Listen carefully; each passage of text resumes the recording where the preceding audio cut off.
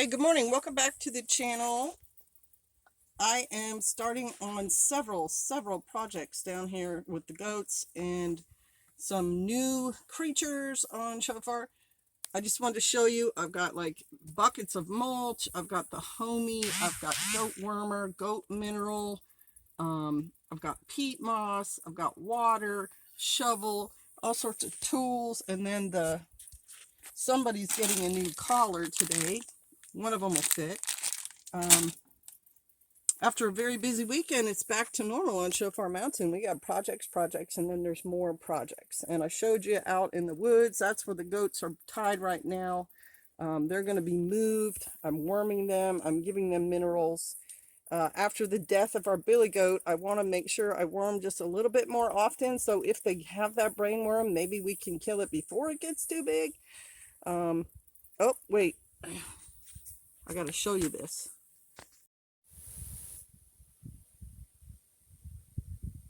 There's two new creatures here on the mountain.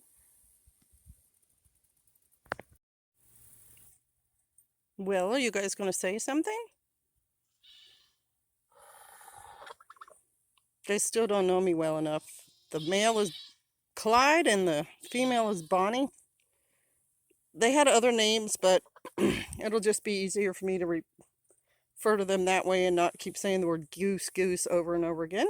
But they are a gift, basically left here by my son, who headed out quick and forgot them.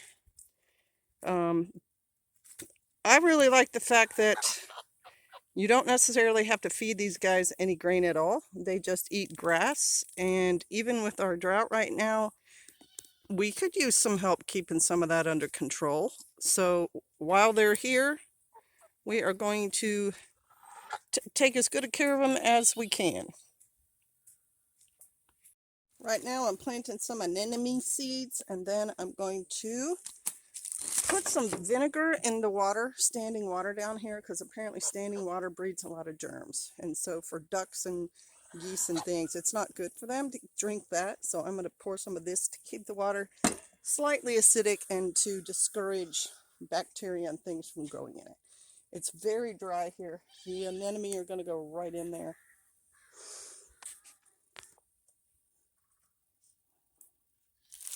All right, so if I can...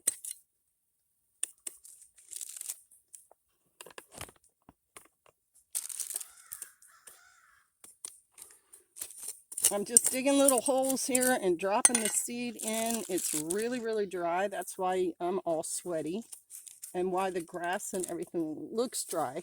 But this part of the property gets a lot of water runoff. That's why there's a dry pond here. As you guys know, I had that pond lined with black plastic, and then my daughter and the millennial man convinced me that I didn't need it, that the pond would hold water.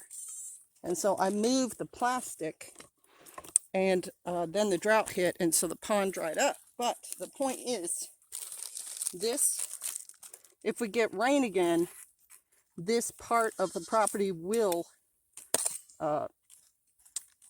retain some moisture, get moisture directly, and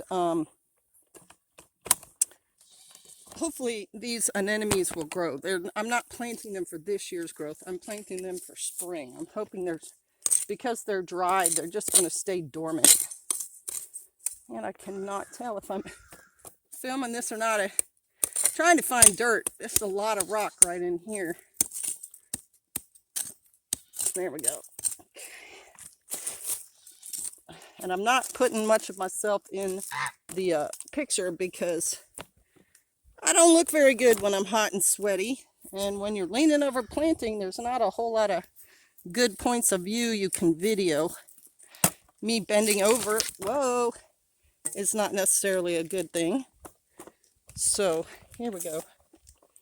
Try to stabilize that guy a little bit.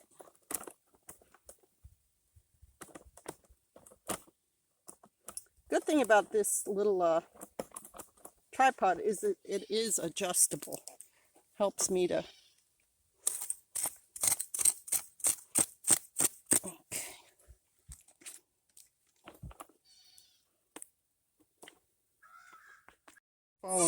ground. And I've moved these ones closer to the grass so they can kind of get a fill up, because that one nanny is a little skinny. And they all got wormed, and I'll show you how I did it. Here's the amounts and the weights on the back of the wormer bag, so I know how much each goat approximately needs.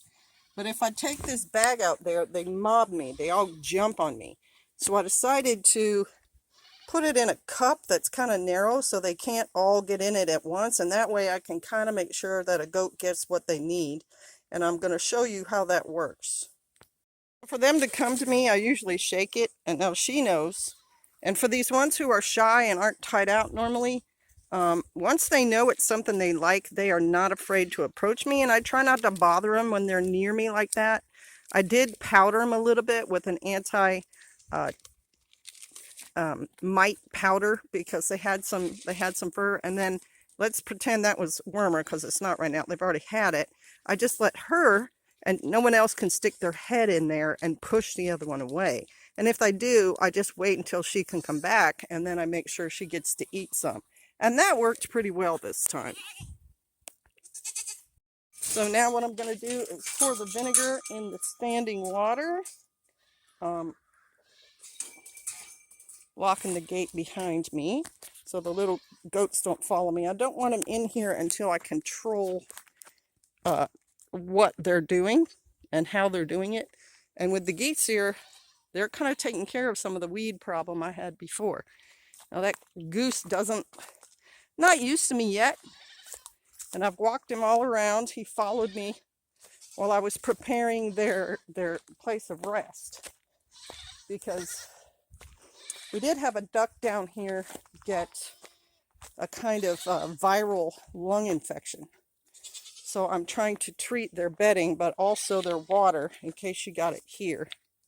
And they've already been drinking out of here, so it's kind of nasty. So each water container is going to get some brags in it. Okay. Not the big tank, because that's covered. Nothing can get in it. I have some covered containers. The water stays pretty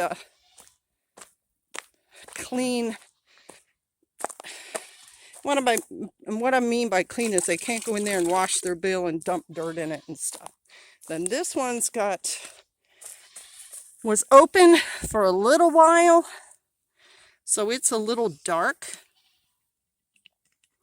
So it's going to get a little brags, even though it's not really open to the air right now. And there are some mosquito larvae in there, but what happens is if they hatch out, they drown. I just leave the lid on and the mosquitoes drown, and so they don't get to bite anybody. And that's worked pretty well too for keeping the mosquitoes contained.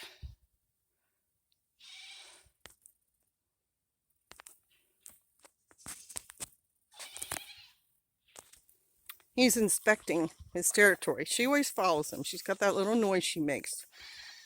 He's protecting his territory. But behind him, you can see I put down mulch, and I put a little peat moss on it too, because peat moss kills germs. And then I put that half kennel in there. She's not going to lay now, I don't think. They only do that in the summertime. But I will get that ready in case she feels like nesting on it, just to, sleep or whatever, so she'll get used to it. If I'm going to change the water out like I did with this bin, I'll use that dirty water on on plants that I want to grow, because once it's in the soil, it's water, right? It's not going to carry or make the plant sick or whatever. It's going to nourish the ground, and so that's what I do with these. This is a baby mulberry plant that I want to continue to let grow. So it's going to get some of the water. And right next to it are baby cherry trees, and they're going to get water. And after watching a channel called usefulplants.org, we're going to pollard these young cherries that are actually growing really fast and get them to bush out a little. Their parent tree needs to be pruned too. It's too tall. And we'll do that as well. But I want to head these guys off at the pass before they get any bigger. The other tub that I just emptied, I have this water that I caught and covered the last time we had a decent rain. I'm going to pour that in the other container there. I guess they approve of the fresh water. I wanted to show you. I'm just pouring it in. It had some dead mosquitoes on top that had already drowned. And then it doesn't quite fill that tub, but I can get more water out of the IBC tub, but obviously they approve. This goat, she was tied over there to that tree and gotten herself horribly tangled. Now I've moved her to a spot with more greenery and she is happily munching. There are still 2 goats. You can hear them crying up there that I'm going to move, and then I'm done with my morning chores. So I'm finally done with all the chores. I've got the goats and the geese and the garden and everything, orchard, taken care of, and it's been like an hour and a half in the heat. You can see I'm all sweaty. I'm going to go have some lunch an hour and a half later. But yeah, I'm out here doing the things, and I hope you guys are too, and that your things bear fruit.